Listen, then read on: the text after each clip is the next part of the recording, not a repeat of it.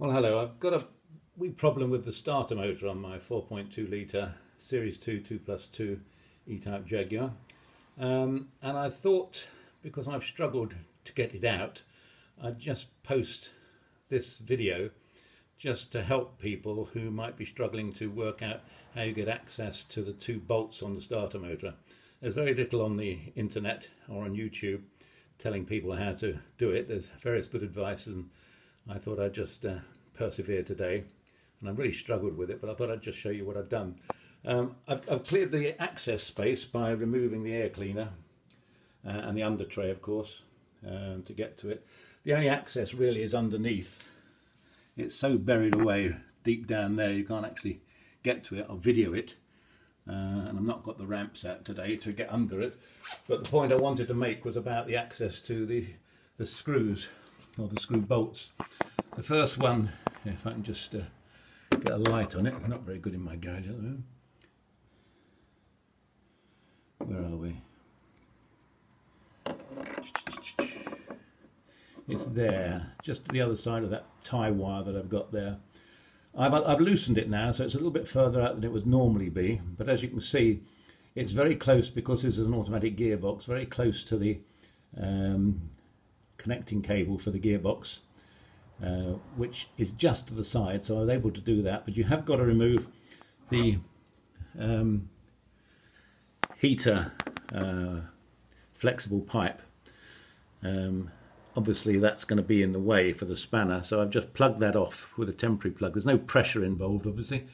So if you just grip the tube first of all with a clamp, and then very quickly you can just cap it off one side, and I've just capped off the other side, as you can see down here. Why don't I do everything in the dark? So I've just clamped that off there to stop it coming through. I've just used a couple of bungs that I happen to have around. But the key thing, and I'll just try and balance the lamp there, the key thing I wanted to say is that the spanner I used was that. It's just a 9/16 ring spanner. You want a decent size one, because once you've got that pipe removed, and I also removed the throttle linkage because it was just sticking out a bit here, so I've just removed the bottom linkage between here and down low. It's very simple, it just clips out. But then when you've done that, it does mean that you can get the spanner in here. If I just show you.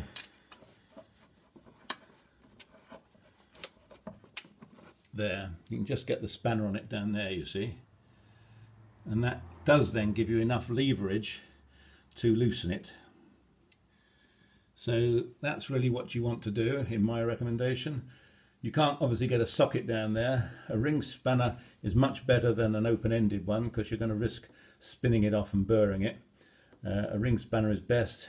One with a little crank works well, that's all I had, but you could do a ratchet ring spanner, which I didn't happen to have today. But anyway, just to show you that it is possible to reach it by going down there, and you can see that the spanner fits. All I've got to do is get it off now, of course, because I've loosened it and it will just stick out a little bit too far, but there it goes. So you can get it out by using 9/16 on there. So I thought that was going to be the tricky one. It actually wasn't as tricky as the lower one, which I'll just show you. Pick up the light here again. Sorry about all this. Try and open the door.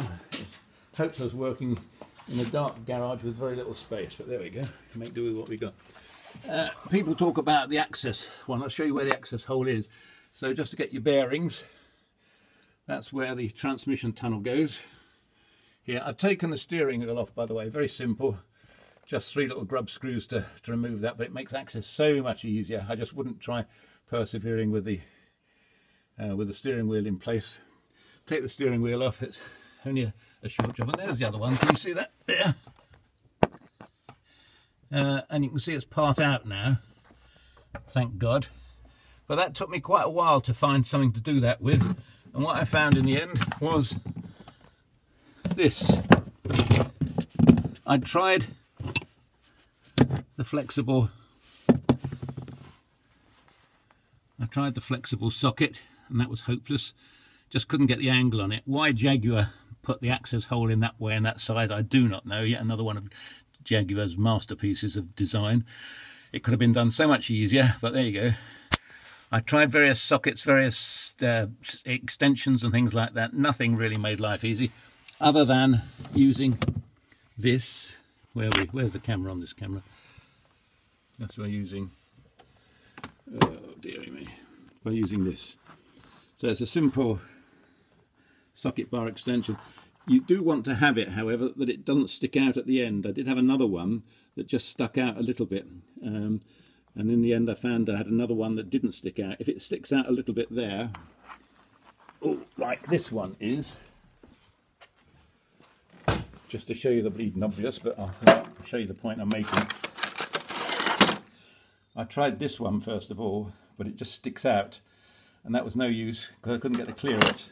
But fortunately I've got another one, which is this one, and this one doesn't stick out. So therefore you can get it through the hole. Oh dearie me. Where are we going?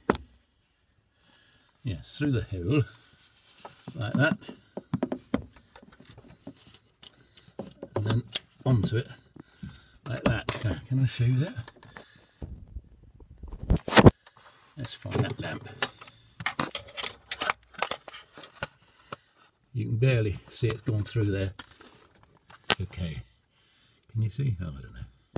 Anyway, you get the idea. That, in my is the only way of getting it there, and then you can easily turn it like that. You get plenty of leverage on it, and it works a dream. Easy to put on. I also, because again I was worried about dropping something, I've just stuffed a rag down there, so that if I did drop it, I could then easily use my